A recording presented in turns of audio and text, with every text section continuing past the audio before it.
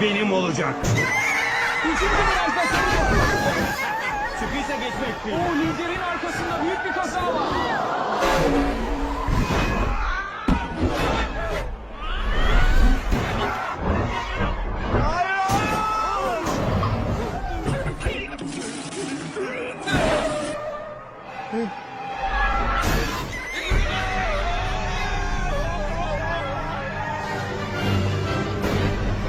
McQueen kargaşanın tam ortasında kaldı. Bu çaylağın o kargaşanın arasından çıkmasına imkan yok. Hele hele tek parça.